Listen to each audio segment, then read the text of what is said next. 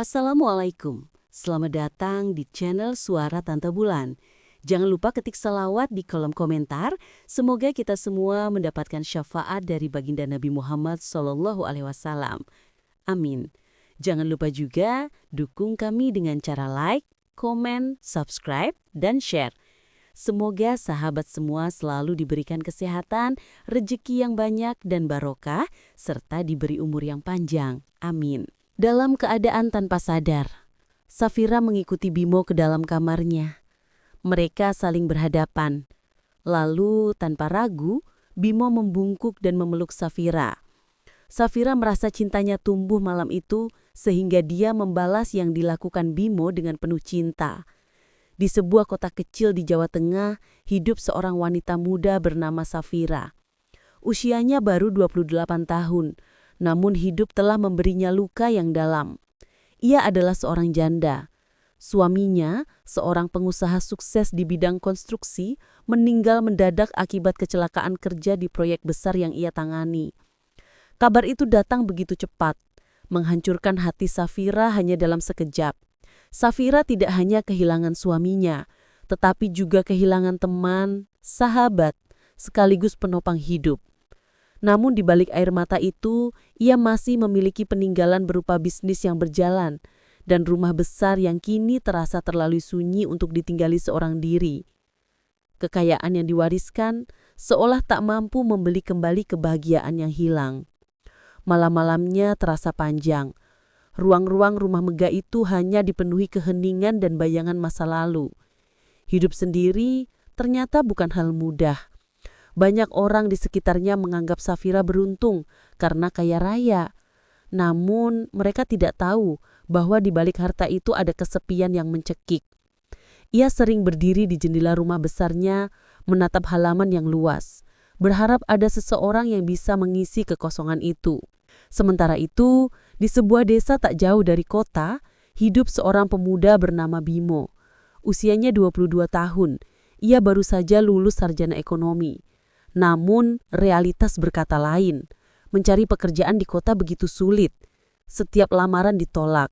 Setiap wawancara berakhir dengan jawaban yang sama. Belum ada posisi yang sesuai.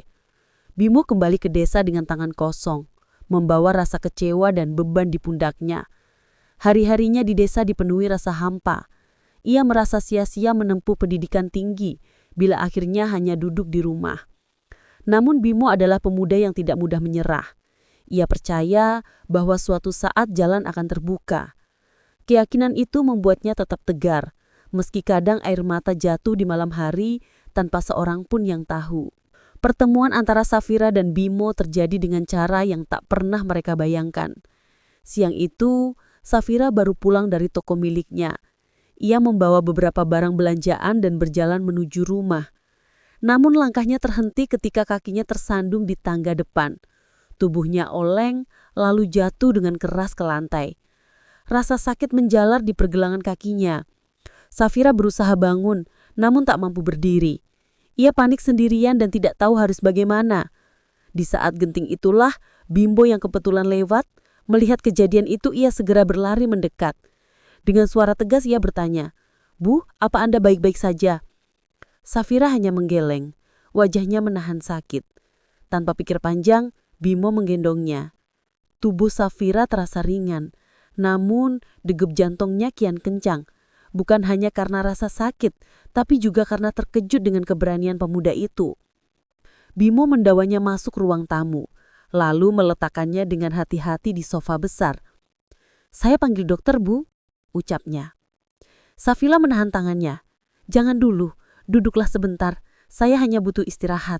Terima kasih sudah menolong." Tatapan mereka bertemu. Ada sesuatu yang sulit dijelaskan. Safira melihat ketulusan di mata pemuda desa itu, sementara Bimo merasakan aura kesedihan yang dalam dari wanita cantik di depannya. Saat itu, sebuah benih kecil tumbuh. Benih yang akan membawa mereka ke kisah yang jauh lebih besar dari sekedar pertolongan pertama. Malamnya Safira termenung di kamar. Bimo masih terbayang di benaknya. Ia heran mengapa seorang pemuda asing bisa membuat hatinya sedikit tenang. Ia sudah lama tidak merasakan perasaan seperti itu. Di sisi lain, Bimo pun tidak bisa tidur. Bayangan wajah Safira selalu hadir. Bayangan seorang janda kaya yang tampak rapuh di balik kekuatan yang ditunjukkannya hari itu menjadi titik awal. Pertemuan sederhana namun penuh makna. Mereka berdua tidak tahu, jalan yang mereka lalui akan penuh dengan drama, air mata, dan pilihan-pilihan besar. Hidup mereka sebentar lagi akan berubah. Dan perubahan itu dimulai dari satu momen singkat di depan rumah megah yang sunyi. Sejak peristiwa jatuh di depan rumah itu, Safira tidak bisa melupakan wajah pemuda yang menolongnya. Namanya Bimo. Sosok sederhana, pakaian pun seadanya. Namun matanya jernih dan penuh ketulusan. Di balik kesederhanaan itu, ada sesuatu yang membuat Safira merasa tenang. Sudah lama ia tidak merasakan kehadiran seorang laki-laki yang tulus berada di sisinya. Hari-hari berikutnya Bimo beberapa kali datang. Awalnya hanya untuk memastikan kondisi kaki Safira membaik. Ia selalu datang dengan cara yang sopan, mengetuk pagar rumah besar itu, lalu masuk setelah diizinkan. Safira merasa aneh. Rumah yang biasanya sunyi kini terdengar lebih hidup setiap kali Bimo datang. Ia membawa cerita sederhana dari desa tentang ladang, tentang anak-anak kecil yang bermain, juga tentang kegagalannya mencari pekerjaan di kota. Cerita itu membuat Safira tersenyum. Dalam hati, Safira bertanya-tanya, mengapa seorang sarjana pintar seperti Bimo bisa kesulitan mendapat pekerjaan? Bimo hanya tertawa kecil, lalu menjawab dengan nada pasrah. Mungkin belum waktunya, Bu. Saya percaya setiap orang punya jalannya sendiri. Kalimat itu sederhana, namun terasa dalam bagi Safira. Suatu sore, ketika Safira duduk di teras rumahnya, Bimo datang membawa sekeranjang buah dari desa. Ini dari ibu saya, untuk menemani pemulihan kaki ibu, ucap Bimo sambil menyerahkan keranjang itu. Safira menatapnya lama lalu menerima dengan senyum tipis. Terima kasih Bimo. Kau berbeda dari kebanyakan pemuda lain. Kau punya rasa hormat dan perhatian yang jarang kutemui. Bimo menunduk, pipinya memerah. Hubungan mereka makin dekat. Safira mulai merasa butuh teman bicara. Kesepian yang selama ini menghantui perlahan terkikis. Ia bisa tertawa kecil lagi, bisa mendengar suara lain selain gema sepi rumah besarnya. Bimo pun demikian. Setiap kali ia duduk di ruang tamu megah itu, ada rasa haru sekaligus bangga. Ia, seorang pemuda desa yang tak punya pekerjaan tetap, kini duduk bersama seorang wanita yang selama ini hanya ia lihat dari jauh. Namun hubungan itu juga menimbulkan bisikan-bisikan di hati mereka. Safira sering dilanda dilema. Apa pantas seorang janda kaya seperti dirinya dekat dengan pemuda jauh lebih muda? Bagaimana bila orang lain tahu? Sementara Bimo juga sering bimbang. Ia takut dianggap hanya memanfaatkan harta Safira. Suatu malam Safira berdiri di balkon kamarnya. Angin malam berhembus, pelang, membawa dingin yang menusuk.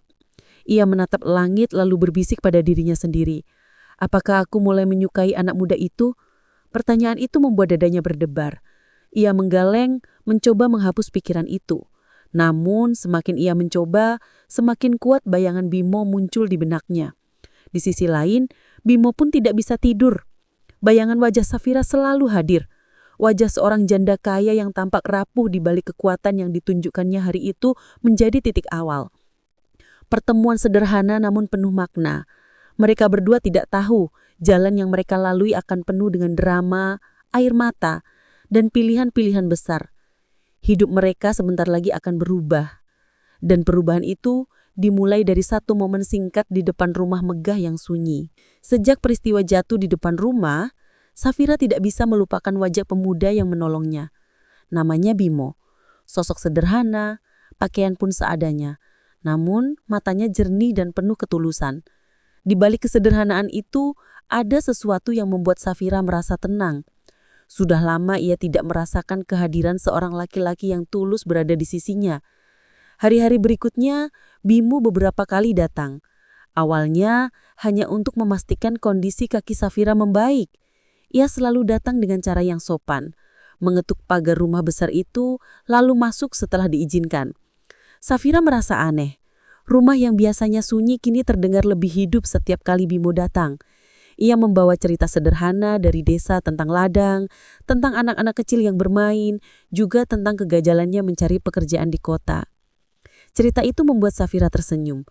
Dalam hati, Safira bertanya-tanya, mengapa seorang sarjana pintar seperti Bimo bisa kesulitan mendapat pekerjaan? Bimo hanya tertawa kecil, lalu menjawab dengan nada pasrah. Mungkin belum waktunya, Bu. Saya percaya setiap orang punya jalannya sendiri. Kalimat itu sederhana, namun terasa dalam bagi Safira. Suatu sore ketika Safira duduk di teras rumahnya, Bimo datang membawa sekeranjang buah dari desa. Ini dari ibu saya untuk menemani pemulihan kaki ibu, ucap Bimo sambil menyerahkan keranjang itu.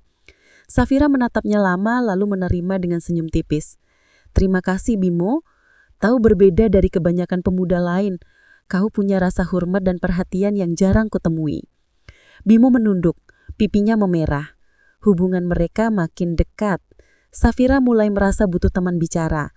Kesepian yang selama ini menghantui perlahan terkikis. Ia bisa tertawa kecil lagi, bisa mendengar suara lain selain gema sepi rumah besarnya. Bimo pun merasa demikian. Setiap kali ia duduk di ruang tamu megah itu, ada rasa haru sekaligus bangga. Ia seorang pemuda desa yang tak punya pekerjaan tetap, kini duduk bersama seorang wanita yang selama ini hanya ia lihat dari jauh. Namun, hubungan itu juga menimbulkan bisikan-bisikan di hati mereka.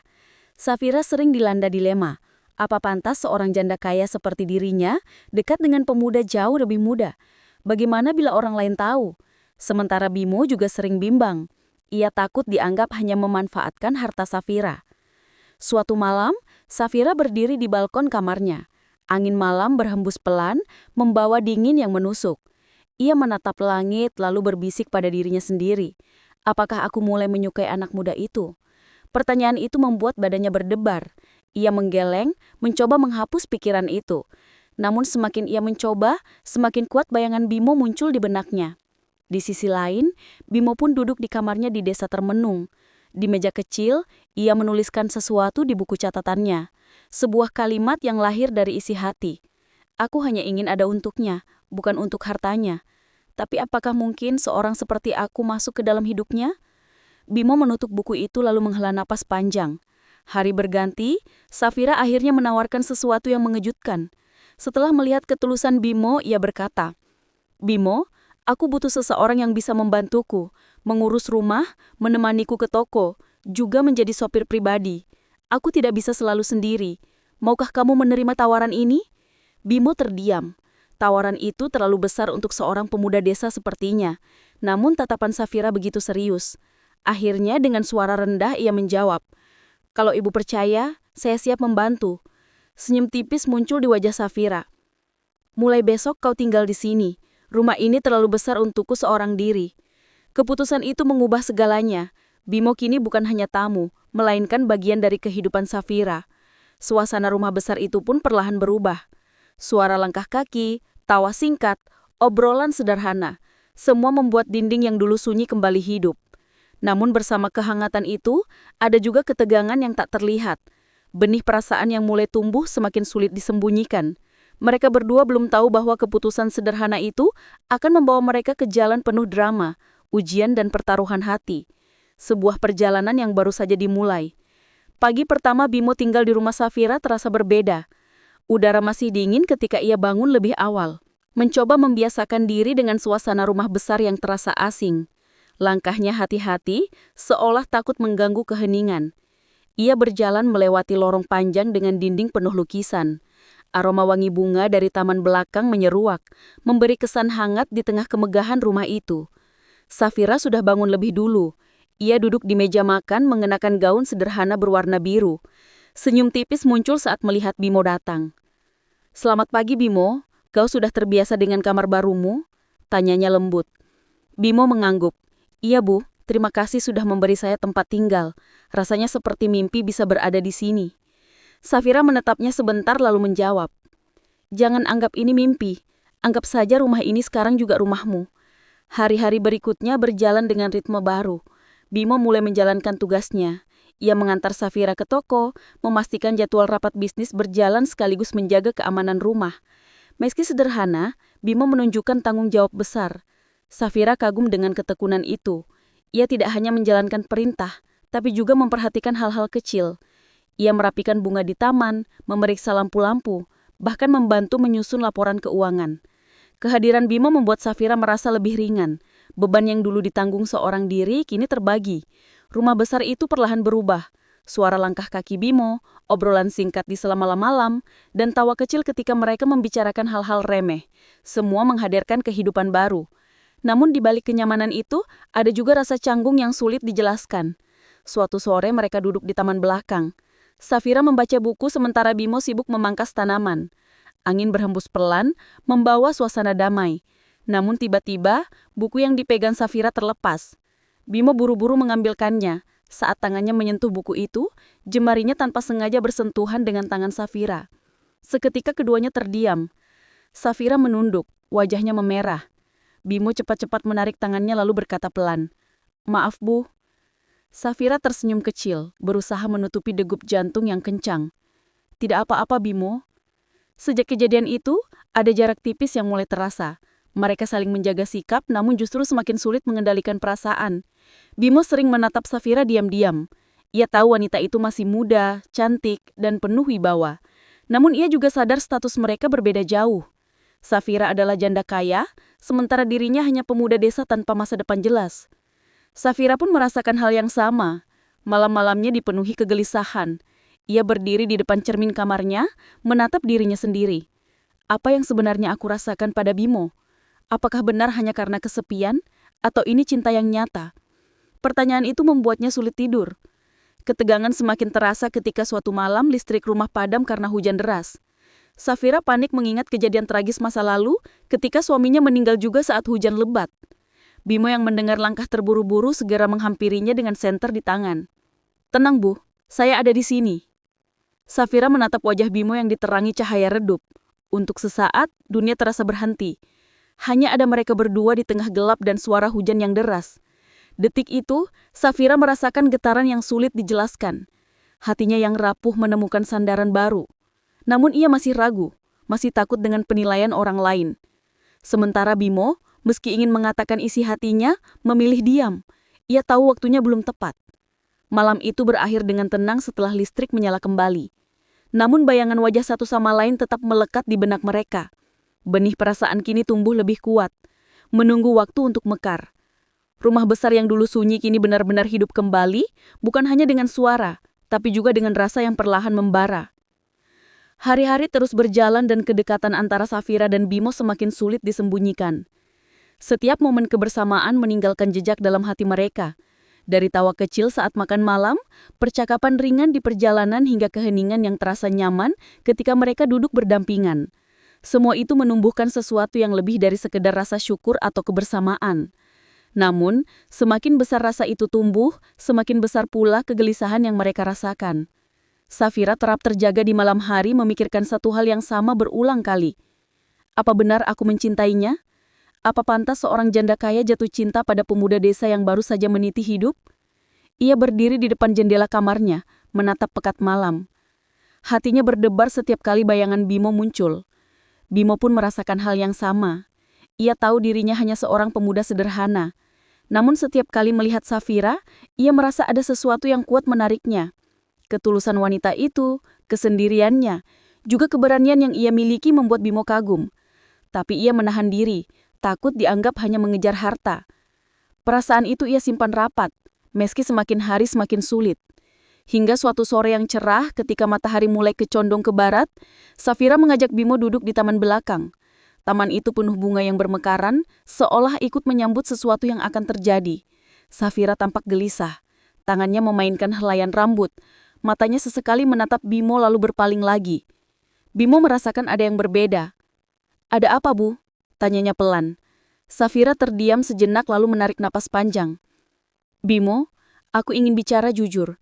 Selama ini aku berusaha kuat, berusaha menerima takdir hidupku setelah suamiku meninggal. Tapi ternyata aku masih manusia biasa. Aku masih punya hati yang bisa merasa." Suaranya bergetar, matanya mulai berkaca-kaca. Bimo menunduk, tidak berani menatap langsung.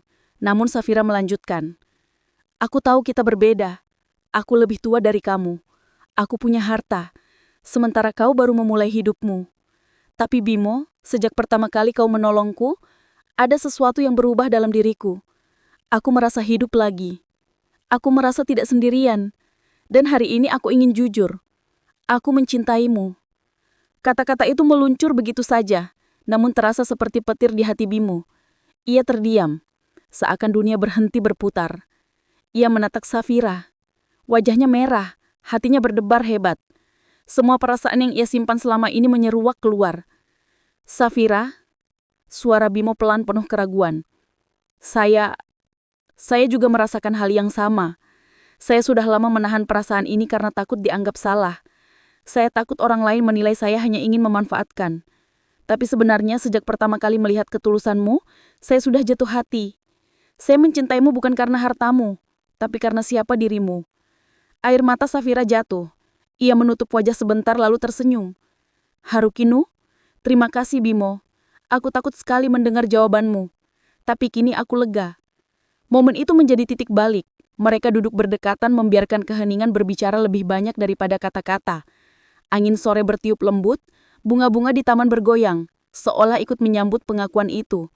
Hati mereka yang lama terkurung kini bebas, menyatu dalam perasaan yang jujur. Namun di balik kebahagiaan itu, ada juga bayangan gelap yang menunggu. Mereka tahu jalan di depan tidak akan mudah. Perbedaan usia, status dan pandangan orang sekitar bisa menjadi rintangan besar. Namun untuk pertama kalinya mereka berani mengambil langkah. Langkah yang lahir dari hati yang sama-sama kesepian, lalu dipertemukan oleh takdir. Sejak hari itu, hubungan mereka berubah. Bukan lagi hanya majikan dan pekerja, bukan lagi hanya teman bicara. Mereka kini terikat oleh cinta yang mulai bersemi. Meski masih harus disembunyikan dari dunia luar, rumah besar itu yang dulu hanya dipenuhi sepi kini menjadi saksi awal perjalanan cinta yang penuh drama, ujian dan pertaruhan hati. Sebuah perjalanan yang baru saja dimulai. Sejak hari pengakuan di taman belakang itu, Safira dan Bimo menjalani hari-hari dengan rasa yang berbeda.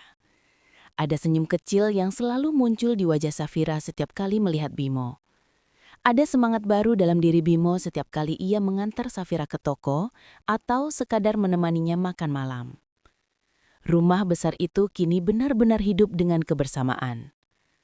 Namun kebahagiaan itu tidak berlangsung tanpa gangguan. Perlahan, orang-orang sekitar mulai memperhatikan. Tetangga melihat seringnya Bimo keluar masuk rumah Safira. Pegawai toko mendengar bisikan ketika Safira datang bersama seorang pemuda desa. Bahkan beberapa kerabat jauh Safira mulai bertanya-tanya, siapa sebenarnya laki-laki itu? Apa pantas seorang janda kaya bergaul terlalu dekat dengan pemuda jauh lebih muda? Bisikan-bisikan itu sampai juga ke telinga Safira. Awalnya ia mencoba mengabaikan, namun lama-lama hatinya terguncang. Suatu malam ia duduk di ruang tamu termenung. Wajahnya penuh kegelisahan. Bimo yang melihat segera menghampiri. "Ada apa, Safira?" tanyanya lembut. Safira menatapnya lalu berkata pelan, "Aku takut, Bimo. Orang-orang mulai berbicara tentang kita. Mereka menilai tanpa tahu apa yang sebenarnya terjadi." Bimo menarik napas dalam. "Aku sudah menduga ini akan datang. Tapi kita tidak bisa terus bersembunyi. Kalau cinta kita nyata, kita harus berani menghadapinya." Safira terdiam, hatinya berdebar. Kata-kata Bimo menyalakan keberanian yang sempat meredup. Beberapa hari kemudian cobaan semakin nyata. Seorang kerabat Safira datang berkunjung. Wanita parubaya itu menatap Bimo dengan curiga. "Siapa dia?" tanya tajam. Safira menjawab tegas, "Dia orang yang membantuku mengurus rumah dan bisnis." Namun tatapan kerabat itu tidak percaya.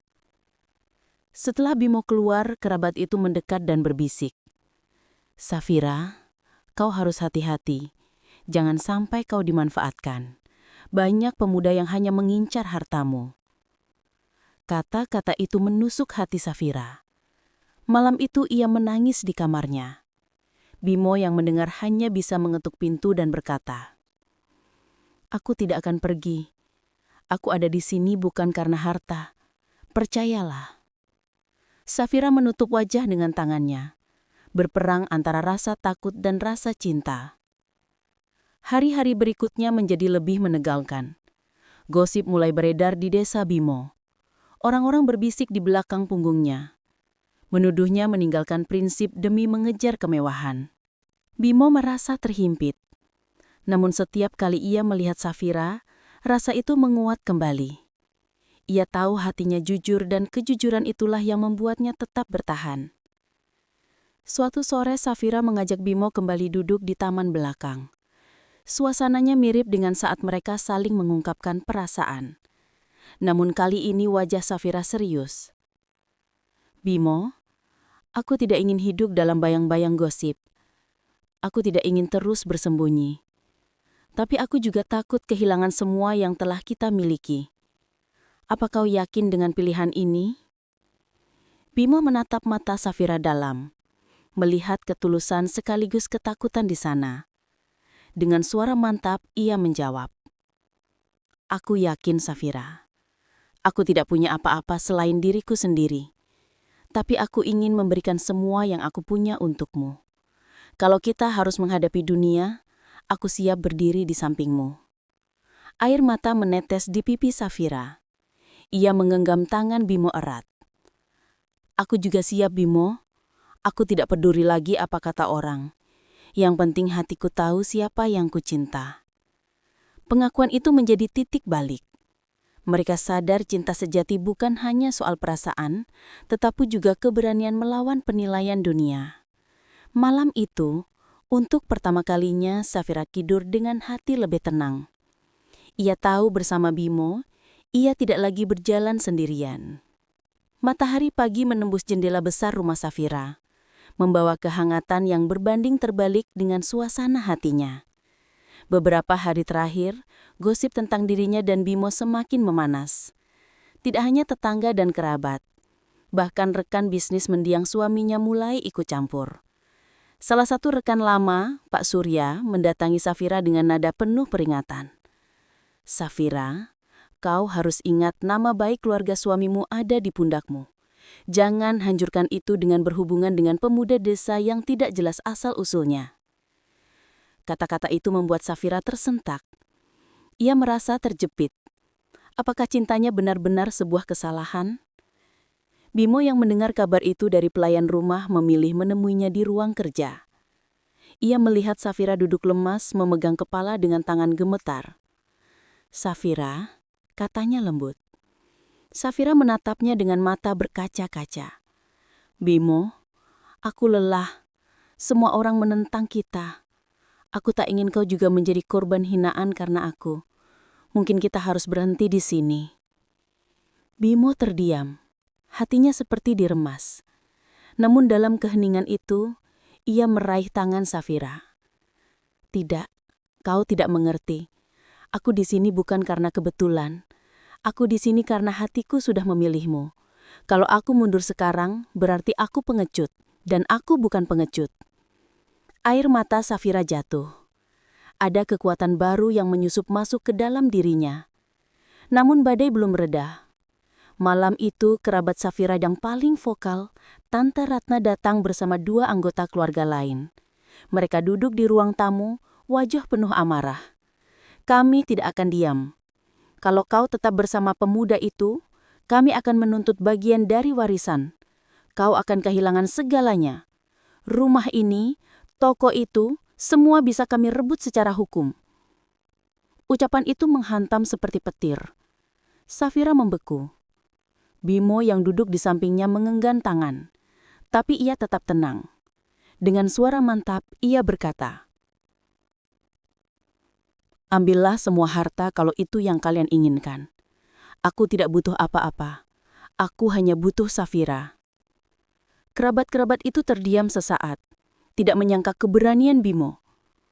Safira menoleh padanya, matanya bergetar antara takut dan terharu. Tante Ratna berdiri, menatap tajam.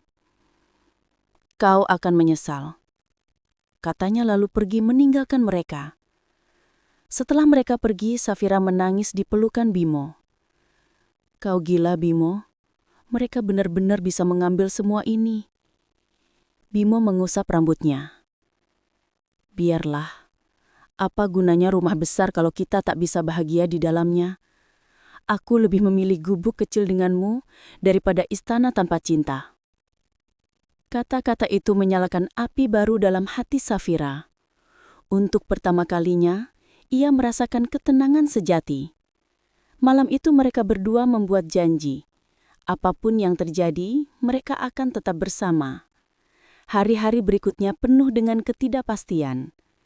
Kerabat Safira benar-benar mencoba mengajukan tuntutan. Namun ternyata berkat dokumen yang ditinggalkan mendiang suaminya, sebagian besar harta sudah sah atas nama Safira. Mereka tidak bisa berbuat banyak. Ancaman itu runtuh dengan sendirinya. Gosip di luar pun perlahan mereda. Orang-orang desa yang awalnya mencibir Bimo mulai melihat ketulusan dan kesungguhannya. Bimo tidak pernah bermalas-malasan. Ia tetap membantu Safira mengurus toko, bahkan membaur dengan warga dengan rendah hati. Perlahan, cibiran berganti dengan hormat. Beberapa bulan kemudian, sebuah keputusan besar diambil. Safira dan Bimo memutuskan untuk mengikat janji suci. Pernikahan itu sederhana, hanya dihadiri beberapa sahabat dekat dan warga desa yang tulus mendukung. Tidak ada pesta mewah, tidak ada kemewahan berlebihan. Namun suasananya penuh kehangatan dan air mata bahagia. Saat prosesi berlangsung, Safira menatap Bimo dengan senyum bercampur haru.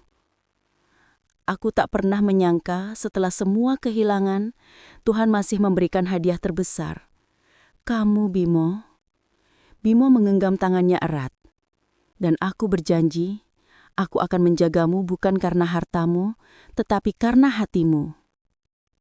Tepuk tangan menggemuruh meskipun sederhana.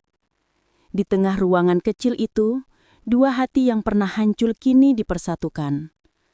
Waktu berjalan, Safira dan Bimo membangun hidup baru bersama. Toko Safira semakin maju karena kerjasama mereka. Safira tetap menjadi sosok wanita terhormat, bukan karena hartanya, tetapi karena keberanian memilih cintanya sendiri. Bimo menjadi pemuda yang disegani, bukan karena kekayaan, tetapi karena ketulusan dan kerja kerasnya. Dan setiap kali sore tiba, mereka sering duduk di taman belakang tempat segalanya bermula. Di sanalah dengan secangkir teh hangat, mereka mengenang perjalanan cinta yang penuh rintangan. Safira akan tersenyum dan berkata, Bimo, jika suatu hari aku harus kehilangan segalanya lagi, aku tidak takut karena aku punya kamu. Bimo akan membalas dengan senyum tenang. Dan aku akan selalu ada di sini, Safira, sampai akhir. Di bawah langit